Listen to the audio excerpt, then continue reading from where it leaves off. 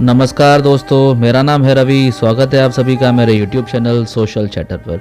दोस्तों, आज के इस वीडियो में हम बात करने वाले हैं कर्म फल के ऊपर। लोग कहते हैं जो भाग्य में लिखा होता है वही होता है, बट भाग्य लिखता कौन है? क्या गॉड लिखते हैं हमारा भाग्य? नहीं, हम अपना भाग्य खुद अपने कर्मों से लिखते हैं।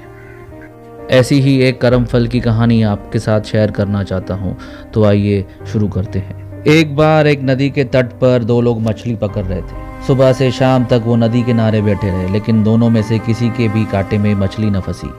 शाम हो चली, दोनों चलने को तैयार हो गए, तभी एक के कांटे में एक मछली फंसी। वह व्यक्ति बहुत खुश हुआ कि चलो सुबह से शाम तक बैठे रहे, दिन भर तो कुछ नहीं मिला, शाम में ही मिला, पर मिला तो सही, हे भगवान बहुत अच्छा हुआ। लेकिन यह बात उसके साथ जो दूसरा व्यक्ति बैठा हुआ था उसे अच्छा नहीं लगा।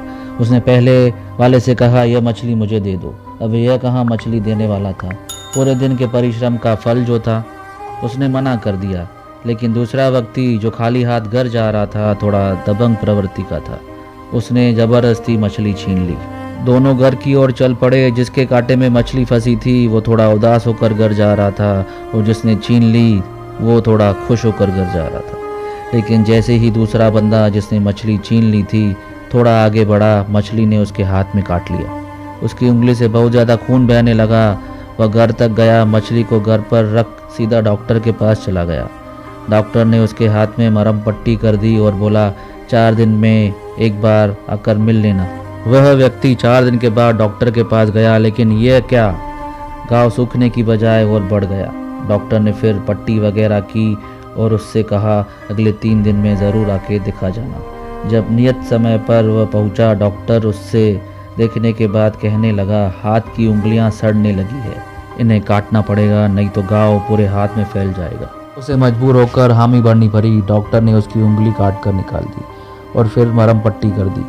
फिर 4 दिन में मिलने को कहा। जब दोबारा वो डॉक्टर के पास गया तो डॉक्टर ने कहा कि घाव तो ठीक नहीं हुआ और उल्टा बढ़ता जा रहा है, अब हाथ काटना पड़ेगा। मरहम पट्टी हुई, दवाई दारू हुआ, और डॉक्टर ने कहा कि एक बार 10 दिन के बाद वापस दिखा जाओ। जब तीसरी बार पहुंचा तो डॉक्टर ने कहा कि यह क्या हो रहा है, अभी तक मैंने 1000 लोगों का चिकित्सा की है, इस तरह की समस्या, ऐसी गंभीर समस्या का सामना किसी को भी नहीं करना पड़ा। उसका घाव ठीक होने की बजाय और बढ़ता जा रहा था। डॉक्टर ने उससे पूछा, तुमने किसी का कुछ बुरा तो नहीं किया, क्योंकि तुम बिल्कुल स्वस्थ हो, फिर भी दवाई का तुम पर असर नहीं हो रहा। उसने बोला, नहीं डॉक्टर साहब, अभी तक तो मैंने किसी का बुरा नहीं किया। डॉक्टर की बात सुनकर थोड़ा विचलित होकर वह मरहम पट्टी करवाने के बाद अपने घर आ गया। घर आकर भी बेचैन था। रात में जब वह सोने लगा तो याद कर रहा था कि मैंने किसी का क्या बिगाड़ा जो डॉक्टर ऐसा बोल रहा था। सहज उसे वो मछली छीनने की बात याद आ गई।